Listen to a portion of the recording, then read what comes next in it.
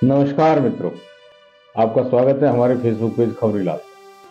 जैसा कि हमने पेज की शुरुआत में आपको बताया था कि हम खबरीलाल के माध्यम से आपको बयाना क्षेत्र और राजस्थान के इतिहास के अनछुए पहलुओं से रूबरू कराएंगे। आज हम आपको रूबरू कराने वाले हैं ऐसी एक प्रेम कहानी से। हमने सबसे पहला विषय प्रेम कहानी क्यों चुना?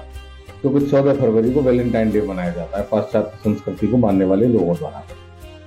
और हम आपको बताएंगे कि हमारे भारतीय इतिहास में ऐसी तमाम समृद्धशाली प्रेम कहानियां हैं जो पाश्चात्य संस्कृति की तरह से फूहड़ नहीं है। आज हम आपको सुनाएंगे ऐसी एक प्रेम कहानी जिसका एक स्मारक बयाना में आज भी सीना तान कर खड़ा हुआ है।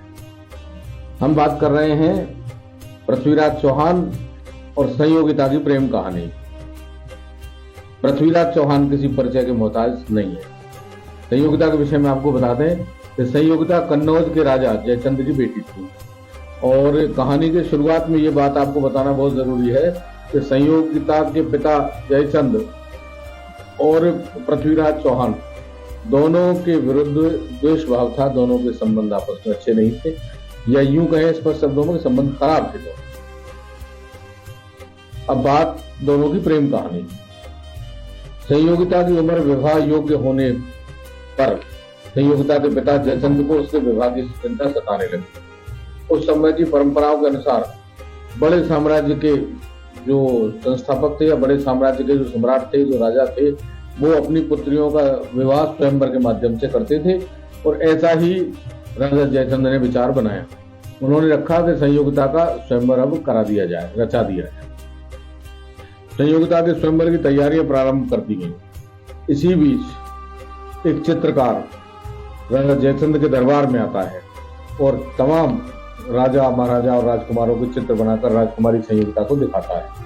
इसी बीच वो चित्र बनाता है पृथ्वीराज चौहान का। और पृथ्वीराज चौहान के चित्र को देखते ही राजकुमारी को लगा कि जैसे उसकी मनचाही मुराद पूरी हो गई हो, उसको उसकी तलाश पूरी हो गई हो, कि उसे तो इसी मनमीत की तलाश थी। उस चित्र में उसे अपना मनमीत नजर आने लगा और वो मन ही मन उस चित्र में दिख रहे कुमार को अपना हृदय दे बैठी, अपना पति स्वरूप में उसको वर्ण कर बैठी। कहानी की दूसरी तरफ चलते हैं। पृथ्वीराज चौहान का दरबार है। चित्रकार पहुंचता है वहां पर और राजकुमारी संयोगिता का चित्र बनाकर पृथ्वीराज को दिखाता है। चित्रकार द्वारा बनाए गए चित्र को देखकर उसके चित्र में मोहक छवि संयोगिता की जब पृथ्वीराज ने देखी तो पृथ्वीराज चौहान भी उसके रूप पर मोहित हो गए और उन्होंने भी उसको अपना बनाने का निर्णय ले लिया।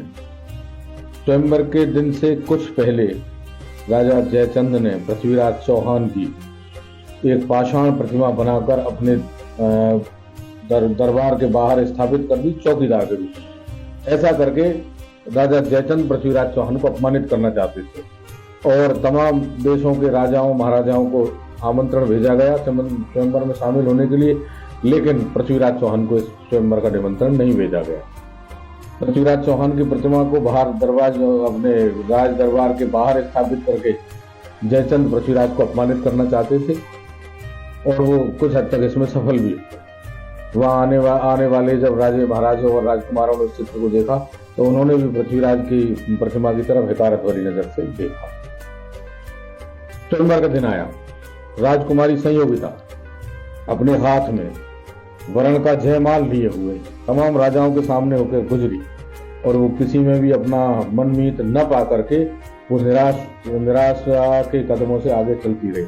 इसी बीच जब वो दरवाजे के नजदीक से दोबारा से दूसरी पंक्ति में और बैठे हुए राजा महाराजाओं तक पहुंचने वाली थी तो उसको नजर आई पृथ्वीराज चौहान की पाषाण प्रतिमा। उसने आप देखा न ताव और उसने तुरंत अपनी स्वयंवर की माला पृथ्वीराज चौहान की प्रतिमा के गले में डाल दी। इसी बीच एक घटना घटती है। इस पृथ्वीराज चौहान की प्रतिमा के गले में माला डाल दिए जाने से सभी राजा महाराजा स्वयं जयचंद भी भौचक्का था। इसी बीच एक घटना घटी।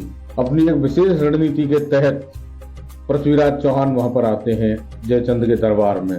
बिजली की सी गति से आए हुए पृथ्वीराज चौहान ने राजकुमारी संयोगिता को तुरंत वहां से उठाया, अपने घोड़े पर बिठाया और वहां से वो दौड़ लिए निकल लिए। इस तरह से संयोगिता का अपहरण कर पृथ्वीराज चौहान चंदेरी के रास्ते श्रोणितपुर में पहुंचे और श्रीप्रस्थ में पहुंचे, और वो श्रीप्रस्थ वो नगर है जिसको आज बयाना के नाम से जाना जाता है।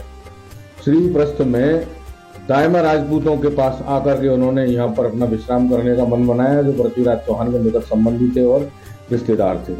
जिस स्थान पर उन्होंने रुकने का समय बनाया, उस स्थान की छवि आप पीछे देख सकते हैं। ये जो चित्र आप देख रहे हैं, इनमें वो स्थान को दिखाया गया है जहाँ पर पृथ्वीराज चौहान और संयोगिता ने कुछ समय बिताया।